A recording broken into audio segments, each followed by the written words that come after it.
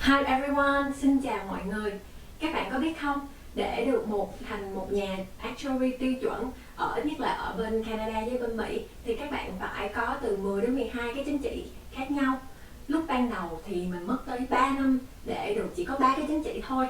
Nhưng mà sau đó trong vòng thêm 3 năm thì mình xong hết tất cả các chứng chỉ còn lại. Lúc khởi nghiệp của mình thì cũng không gọi là suôn sẻ mát mái, nhưng mà hiện giờ thì mình đã là một nhà actuary đủ tiêu chuẩn. Mình không thể nói là mình là một người actuary thành công, tại vì thành công hay không thì tùy theo định nghĩa của mỗi người. Vậy nên mình không muốn bình luận vào ngày hôm nay là mình có thành công hay không. Nhưng mà hôm nay thì mình muốn kể cho các bạn về hành trình của mình để được trở thành một nhà Qualified Actuary đủ tiêu chuẩn, ít nhất là ở bên đây. Mình tên là Bích Ngọc, hay cũng còn gọi là Vi. Hiện giờ mình là một actuary và một nhà giám đốc quản lý rủi ro, đang sống và làm việc ở bên Canada. Kênh của mình để giúp cho các bạn học hành tốt hơn, làm việc giỏi hơn và có thể sống vui vẻ hơn. Các bạn đừng quên bấm theo dõi kênh nhé, cho video mới hàng tuần vào ngày Chủ nhật. Mình thì có 2 bằng cử nhân, một là về toán học, 2 là về quản trị kinh doanh. Chương trình của mình là một chương trình kết nối từ trường University of Waterloo với lại trường Wilfrid Laurier University ở bên bang Ontario ở bên Canada. Lúc đầu thì mình cũng tìm hiểu về các ngành toán học, nhưng mà đối với mình học toán không thì cũng không thấy thích hợp lắm. Nhưng mà khi biết được hai trường này có một chương trình đặc biệt để giúp có thể là bạn học kể cả toán và quản trị kinh doanh thì mình rất thích thú, và mình cảm thấy là đây là một cái chương trình mà mình muốn theo học, và sau này sẽ có nhiều cơ hội làm việc khác nhau hơn. Một khi là mình được vào nhận trường học rồi thì lúc đó mình mới tìm hiểu thêm vào các chuyên môn về ngành toán học được ở bên trường University of Waterloo. Trường này là trường duy nhất ở bên Canada có cho bằng Bachelor of Mathematics, là cử nhân về ngành toán học. Thường thì mấy trường đại học khác thì chỉ cho là Bachelor of Science and Major in Mathematics. Vậy nên đối với mình trường Waterloo là rất đặc biệt, và như vậy cũng có thể là có chương trình học hành toán cũng tốt hơn. Lúc mà mình tìm hiểu về các môn toán ở trường này thì mình biết về ngành actuary, thì lúc đó mình cũng lên các website để tìm hiểu thêm là ngành actuary là như thế nào. Và lúc mình biết được đây là một đại khái là một nhà toán học trong thế giới kinh doanh, với mình là một phù thủy toán học, thì đối với mình thì gọi là mình rất phấn khởi và hứng thú về nghề này. Vậy nên mình quyết định là sẽ tìm hiểu thêm và học thêm chuyên môn về ngành này. Nếu mà bạn hỏi là có cần phải học đại học hay cao đẳng để có được trở thành một nhà actuary, thì câu trả lời chính thức thì không cần thiết. Tại vì ít nhất là ở bên Canada với lại bên Mỹ, tại vì trong những cái hiệp hội về ngành người actuary thì người ta không nói ra rằng là bạn phải có một bằng đại học hoặc là bằng cử nhân để có thể theo đuổi ngành này. Việc quan trọng là bạn phải có được hết tất cả các đậu được hết tất cả các kỳ kiểm định. Nhưng mà nếu mà để bạn muốn tìm được việc làm thì các công ty thường là yêu cầu là bạn phải có bằng đại học hoặc là bằng cao đẳng. Vậy nên nếu mà bạn muốn cách dễ dàng nhất để có thể thành một actuary thì vẫn nên là đi học đại học hoặc cao đẳng. Còn nếu bạn hỏi là có cần phải học về ngành toán học và chuyên môn về ngành actuarial science không, thì đối với mình điều này thì cũng không cần thiết lắm. Tại vì actuary sử dụng nhiều ứng dụng, và hiện giờ đối với lại nhiều lĩnh vực khác nhau, có về thông tin, có về quản trị tài chính, có về bảo hiểm nhân thọ, hoặc là hiện giờ cũng có actuary làm ở công ty Tesla nữa. Ở bên đây nè, nếu mà bạn học đại học trong chương trình thì nó có 40 môn khác nhau, thì thường là 28 môn là dành cho cái ngành chuyên học của mình.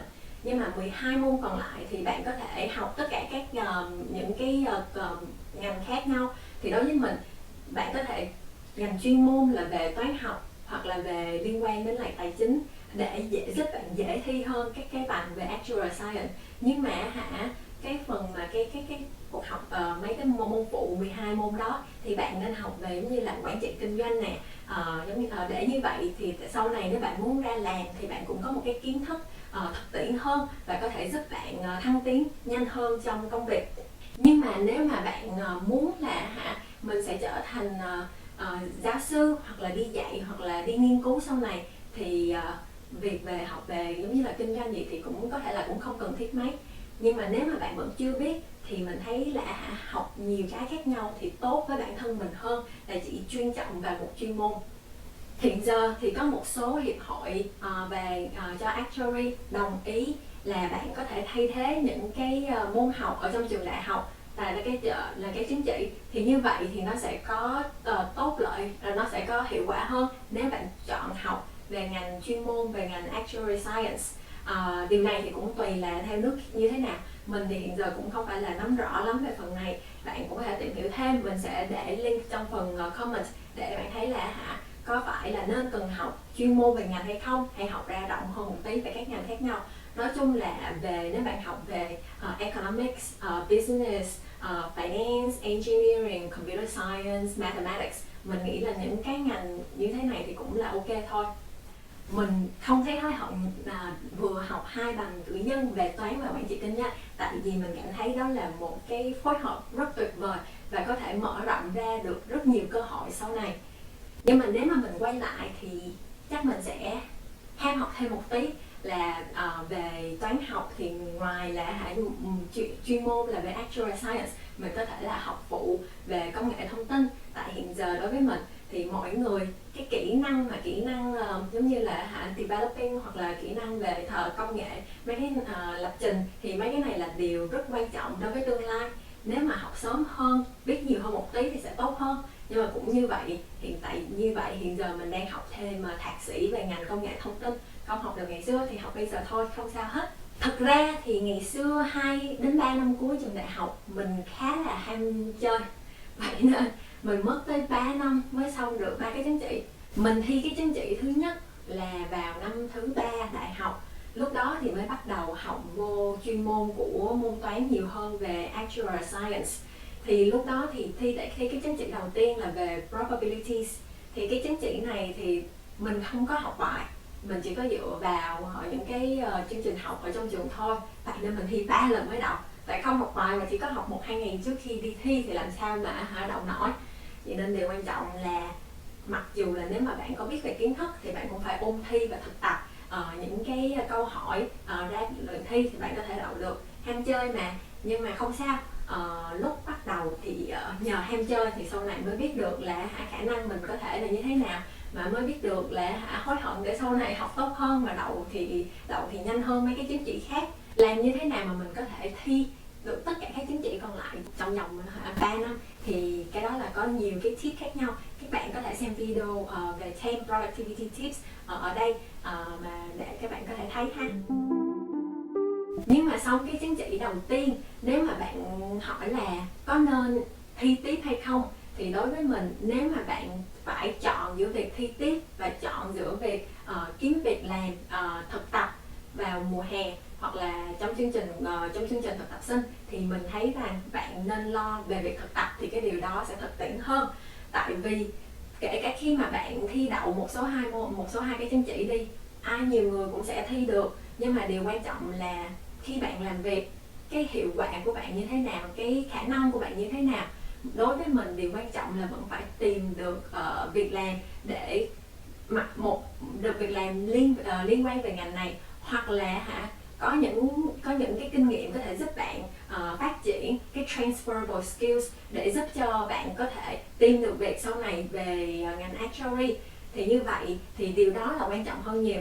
Lúc mà một người employers mà để người ta tìm hiểu thuê thì người ta sẽ xem coi, nếu một người vừa có 4-5 cái chứng chỉ khác nhau, cộng thêm một người chắc chỉ có 2-3 cái chứng chỉ nhưng mà có nhiều năm kinh nghiệm, hoặc là chỉ cần 4 tháng 8 tháng làm trong một công ty mà thấy hiệu quả, có hiệu suất tốt hơn, thì người ta sẽ vẫn chọn cái người mà vừa có kinh nghiệm đi làm, vừa có khả năng thi cử, thay vì một người chỉ biết là thi các chứng chỉ khác nhau mà thôi. Vậy nên các bạn phải cân bằng về việc thi các chứng chỉ và cộng thêm tích lũy được kinh nghiệm để công ty có thể thấy rằng là bạn có khả năng làm việc và có khả năng tạo ra được hiệu suất tốt cho công ty. Đến cuối cùng thì như vậy thì mới gọi là một employee tốt của công ty, mà có thể add value được cho công ty của mình. Nếu mà bạn không có kinh nghiệm đi làm hoặc là bạn không tìm được việc làm thì mình khuyên là bạn nên đi làm tình nguyện viên cho những tập đoàn hoặc những công ty hoặc là những cái tổ chức khác nhau. Nhờ vào trong cái này thì bạn vẫn có thể đào tạo được cái kinh nghiệm và tích lũy được kinh nghiệm mà nó có thể giúp bạn vào công việc như thế này. Mình có một cái video về volunteering, 10 benefits của volunteering, các bạn có thể xem ở đây ha. Chương trình ở đại học của mình là chương trình core program, có nghĩa là như thế nào? Có nghĩa là trường sẽ tạo điều kiện để giúp bạn có thể kiếm việc để làm thực tập sinh. Nhưng mà thực tập sinh thì nhiều khi nó có hai chương trình khác nhau. Một là thực tập sinh bạn không được kiếm được tiền, nhưng mà core có nghĩa là bạn sẽ được trả tiền lương, vậy nên có thể giúp đỡ được trong việc học và việc tiêu chảy ở bên này nữa. Vậy nên cái này gọi là khá hay. Cộng thêm nữa là nếu mà bạn muốn tốt nghiệp được cái chương trình này, bạn phải đi làm ít nhất là 3 cho 4 kỳ, và tổng cộng mỗi kỳ là khoảng 4 tháng, rồi như là phải làm tổng cộng là từ 12 tháng cho đến 16 tháng, và phải được là giống như là đi làm, cũng phải là đi làm tốt khá thì người ta mới cho tốt nghiệp. Có nghĩa là không chỉ có phải việc học mà cũng việc làm cũng phải ok. Vậy nên mình rất thích về chương trình này. Nếu mà bạn không có điều kiện để có thể học nhờ những cái chương trình mà có thể tạo điều kiện để đi làm thực tập, thì vào mùa hè thay vì học thêm nhiều môn khác nhau hoặc là để nhảy lớp, thì bạn nên tập trung tìm được việc làm. Mình tổng cộng là đi làm khoảng 4 kỳ. Trong 3 kỳ đầu của mình thì không phải là về ngành actuary, nhưng mà trong 3 kỳ đầu của mình thì để giúp mình tích lũy được kinh nghiệm làm với lại Excel nè, rồi xong phân tích nè, làm với lại nhóm, với team, thì những kỹ năng mềm của mình cũng được dần dần phát triển. Mà nhờ vậy cộng thêm lấy được một bằng thì mình mới được nhận vào để làm thực tập.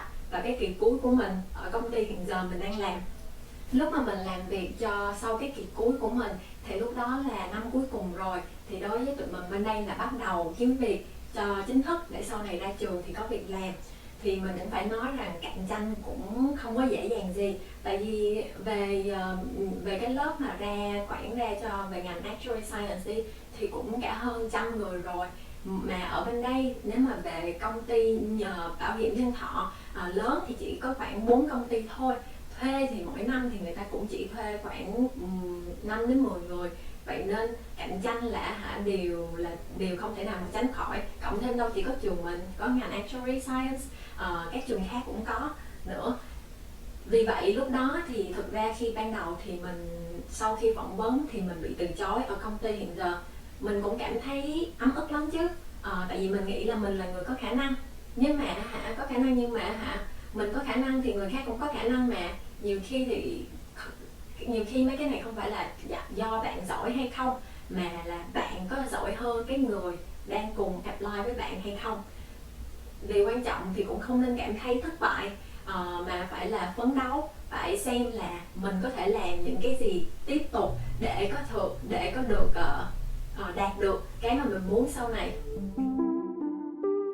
Thì để mình có được cái công việc chính thức đầu tiên, mình muốn nói rằng một điều rất quan trọng cho việc đó là networking, có nghĩa là xây dựng các mối quan hệ.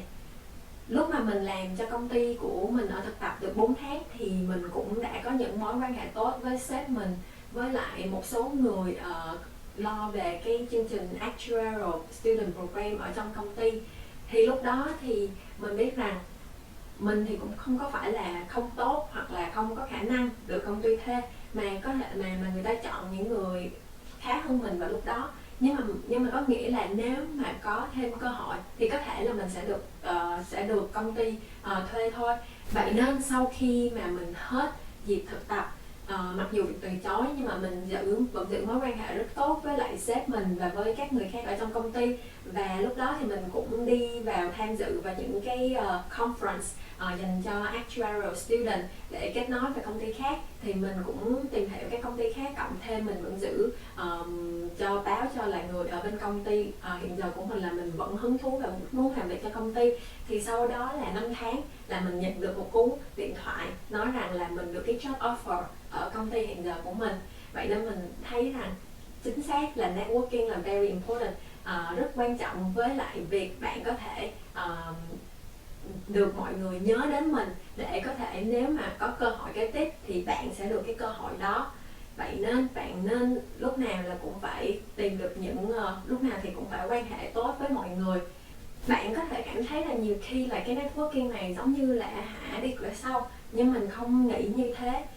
Tại vì nếu mà bạn có hai ứng cử viên, một là bạn biết người đó như thế nào, bạn biết là khả năng của người đó như thế nào, hiệu suất như thế nào, bạn có thể tin tưởng được. Hai là một người là bạn chưa bao giờ làm việc, hoặc là chưa bao giờ quen biết, hoặc là cũng không có được ai giống như recommend người này, thì bạn sẽ chọn người nào? Nếu mà trên giấy tờ hai người đều có vẻ giỏi như nhau, tất nhiên là bạn sẽ chọn cái người mà bạn quen biết hơn rồi. Cộng thêm việc networking này không có nghĩa là bạn sẽ được thuê hoặc là bạn sẽ được cái job liền. Cái này chỉ mang lại cho đến bạn được một cái cơ hội. Còn về việc bạn biểu hiện như thế nào, cái đó là tùy khả năng của bạn. Giống như là mình tin tưởng rằng mình có khả năng là một người sẽ làm việc tốt cho công ty, và vậy nên mình biết rằng nếu mà công ty đưa cho mình một cơ hội, mình sẽ chắc chắn sẽ chứng minh được rằng mình sẽ là một employee tốt. Lúc mà mình mới bắt đầu làm việc chính thức với công ty vào năm 2011 thì mình chỉ có 3 cái chứng chỉ thôi. Nhưng mà sau đó thì mỗi cái chứng chỉ còn lại mình chỉ cần thi một lần là đậu. Tại sao? Tại vì mình có một động lực. Bây giờ là coi như là mình bắt đầu làm chính thức rồi, không phải là như là lúc còn là sinh viên có thể mê chơi, hoặc có thể là hôm nay không thích thì cúp giờ học, rồi sau đó thì có thể học bù được. Tại vì một khi mà bạn đã ra làm thì cái trải nghiệm với lại cái việc làm của bạn thì nó có ảnh hưởng lớn về đời sống của bạn hơn. Lúc đó đối với bản thân, cái động lực của mình là mình phải chứng minh được bản thân là mình có thể làm việc tốt và cũng có thể thi tốt. Nhiều người cùng vào với mình ở công ty lúc đó là có 4-5 cái chứng chỉ khác nhau rồi, mình thì chỉ có 3 cái chứng chỉ thôi. Thì mình cũng cảm thấy là mình cũng hơi thua kém người khác. Bây giờ là mình phải bắt đầu tập trung và không có chơi bời nữa, để có thể có thể chứng minh khả năng của bản thân. Thì động lực của mỗi người là có thể khác nhau. Đối với mình, động lực của mình là làm sao mà mình có thể thi càng nhanh càng tốt để bắt kịp được người khác. Tại vì mình biết rằng nếu mình học tập đàng hoàng thì mình cũng có thể làm được như các người khác nhau. Nhưng mà động lực của mỗi người là khác nhau. Nhiều khi có người là muốn thi từ từ để có thể sống thoải mái hơn, tận hưởng hơn. Nhưng mà với bản thân mình thì một lần mà bạn thi rớt là thêm 6 tháng bạn đau khổ. Tại vì lúc đó mỗi kỳ thi nó chỉ cho 1 cho đến 2 lần một năm thôi. Mỗi lần bạn thi rớt thì bạn phải học lại cái điều đó, gọi là mình nếm trải rồi mà. Trong mấy cái chứng chỉ đầu tiên mình thì không muốn mà tốn thời gian như thế nữa. Nếu mà mình sau này mà muốn lập gia đình, nếu mà muốn làm nhiều việc khác nhau, thì nếu mà mình cứ thi rớt hoài thì nó chỉ gọi là không có tốt cho trường hợp của mình. Cộng thêm để được làm một actuary tiêu chuẩn ở bên đây thì bạn phải được các hiệp hội về actuary công nhận.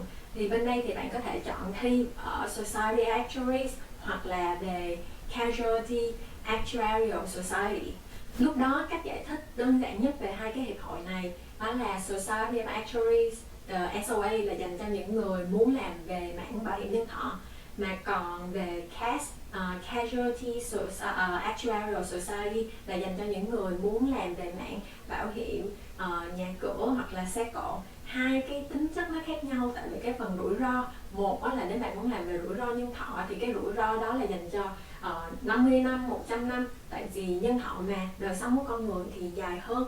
Còn về property hoặc là casualty thì cái đó là xe cộ hoặc là rủi ro về nhà cửa thì nó có thể là hàng năm, thì cái tính chất của nó ngắn hơn, nên cái về việc toán học hoặc là ứng dụng của nó thì cũng rất là khác nhau. Nếu mà bạn muốn hỏi là nên chọn thi cái bên hiệp hội nào, thì mình thấy là lúc mà mình phỏng vấn những người đi trước ở bên đây thì thường là nó tùy vào bạn làm việc được ở công ty nào trước.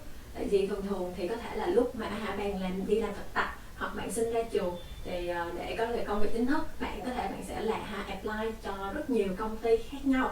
Mà đến khúc cuối cùng thì nếu mà bạn vào được công ty bảo hiểm nhân thọ thì lúc đó thì bạn sẽ theo định hướng là sẽ thi tiếp về Society Actuaries. Còn về nếu mà bạn vô được những công ty mà về bảo hiểm cycle thì có thể lúc đó thì bạn sẽ theo học tiếp về casualty property insurance.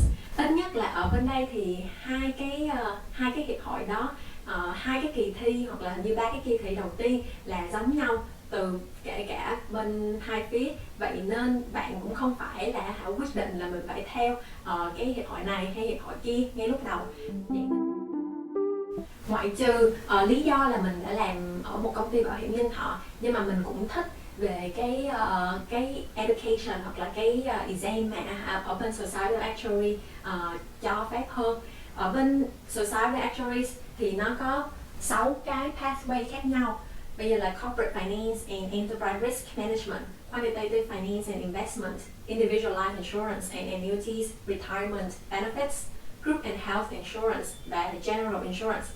General Insurance có thể nói là để hơi cạnh tranh với lại Casualty Actuarial Society bên CAS cho. Hiện giờ thì mình phải nói rằng CAS vẫn là mạnh hơn về cái General Insurance như thế này. Mình thì thật ra không hứng thú lắm về cái Traditional Actuarial Rules. Thường thì cái đó là về định phí bảo hiểm hoặc là kiểm định về pricing hoặc valuation về insurance. Đối với mình thì mình hứng thú về kinh doanh và tài chính hơn. Vậy nên mình mình cũng chọn cái pathway là về Corporate Finance và Enterprise Risk Management. Mình thấy thì đời thì nhiều khi cũng hơi hên xui một tí về việc bạn có tìm được việc làm về ngành actuary hay không. Nếu mà bạn may mắn tìm được một việc làm chính thức trong một cái chương trình để có thể trở thành một actuary ở một công ty nào đó, thì gần như là phần còn lại chỉ dựa vào bản thân bạn là có học hành hoặc có cố gắng và nỗ lực hay không. Nhưng mà nếu bạn không tìm được việc làm chính thức thì cũng không có nghĩa là thất bại hay là phải nản gì hết. Bạn có thể là tích lũy kinh nghiệm của những cái việc tương tự mà có thể chứng minh được cái skill set, transferable skills mà để có thể giúp bạn trở thành một nhà actuary toàn diện. Thì như đó thì nếu mà bạn vẫn cố gắng nỗ lực networking, tìm quan hệ rồi trau dồi bản thân mình, thì bạn cũng sẽ có thể tìm được cái việc để vô được trở thành một actuary thôi.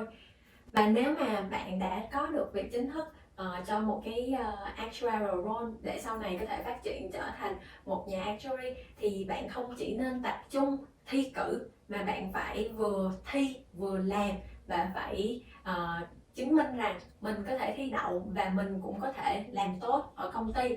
Tại đến phần cuối cùng thì đối với công ty người ta muốn thấy rằng bạn có thể năng lực có kết quả và làm việc có kết quả và giúp đỡ công ty giải quyết được nhiều vấn đề.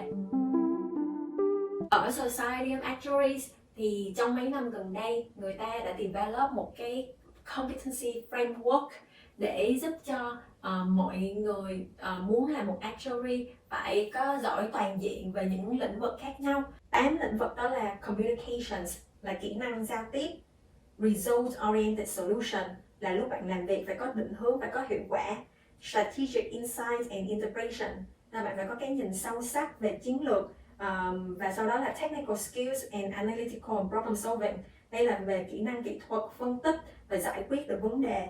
Thêm là relationship management và interpersonal collaborations, là điều này bạn phải chứng minh rằng mình có quản lý mối quan hệ, hợp tác những các cá nhân ở trong công ty. Leadership là lãnh đạo, và external forces and industry knowledge, là các bạn lúc nào cũng phải trau dồi kiến thức của bản thân về ngành actuary và những cái trend mà liên quan đến về cái ngành mà bạn đang học và đang làm. Và cuối cùng là professional values, ngành actuary là một ngành chuyên nghiệp, vậy nên bạn phải có đạo đức nghề nghiệp.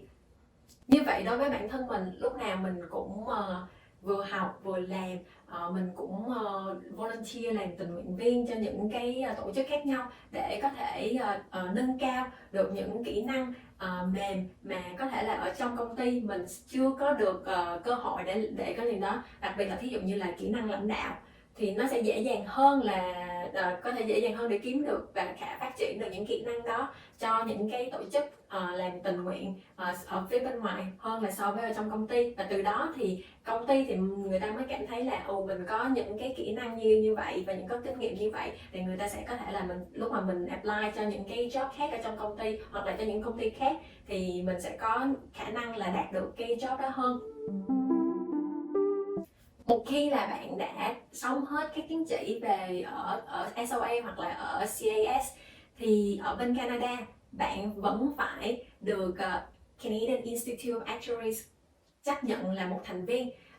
Cái này để được là một cái Fellow of Canadian Institute of Actuaries FCIA thì bạn phải có ít nhất là 3 năm kinh nghiệm về làm việc trong cái liên quan về ngành actuary và thi về cái practice education course. Bạn phải xong cái này thì bạn mới được công nhận là một actuary ở bên Canada. Điều này có nghĩa là gì? Có nghĩa là nếu mà bạn làm một cái pricing report thì bạn có thể được quyền ký tên signing authority về cái pricing đó. Còn nếu mà bạn không có là một thành viên của the CAA thì bạn không có được quyền như thế.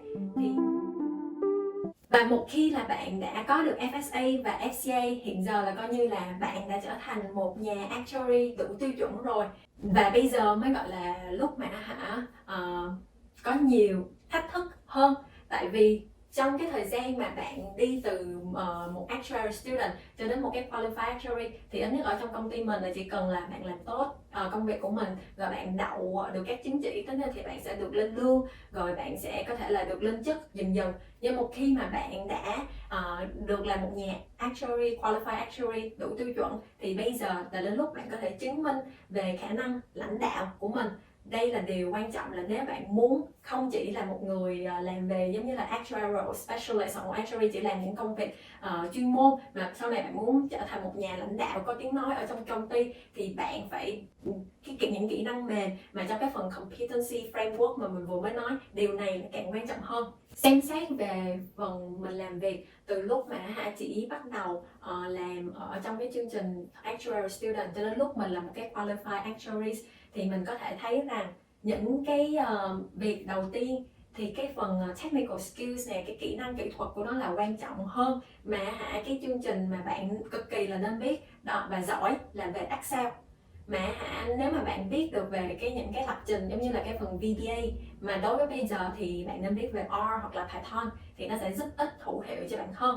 Một khi là bạn có nhiều kinh nghiệm ở trong công ty hơn thì bạn tích lũy được giống như là khả năng quan sát và thấu hiểu được hơn các chiến lược của công ty, và cũng có thể là về giống như là sản phẩm, về những cái bộ phận làm việc khác nhau ở trong công ty. Thì lúc đó thì bạn sẽ không chỉ có thể giúp đỡ về phần chuyên môn mà bạn có thể giúp đỡ về trong những cái mà gọi là tạo ra được những chiến lược giúp cho giải quyết những vấn đề của công ty hơn. Như vậy thì bạn có thể dần dần có thể trở thành được giống như là một nhà quản lý hoặc một nhà giám đốc và có thể lên phần lãnh đạo, trở thành là một cái giống như là trong cái management của công ty.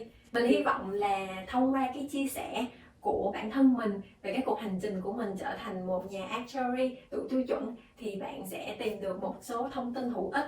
Mỗi con người sẽ có một cuộc hành trình khác nhau. Điều quan trọng là bạn không bao giờ nên cảm thấy hối hận với bản thân. Lúc nào cũng sẽ có một cơ hội để mình có thể sống tốt hơn, làm tốt hơn. Và điều quan trọng là bạn có sống vui vẻ và thoải mái và cảm thấy thỏa mãn với bản thân mình hay không. Mình chúc các bạn là sẽ cho dành cho những người mà muốn trở thành một actuary thì có thể là học tốt, làm tốt và sống vui để có thể đạt được mục tiêu của bạn. Cảm ơn các bạn đã xem video ngày hôm nay và mình hẹn gặp các bạn vào video tuần sau. Nếu mà có câu hỏi nào về ngành actuary và về cái cuộc hành trình của mình thì cứ hỏi trong phần comment ha. Thanks for watching. See you later. Bye.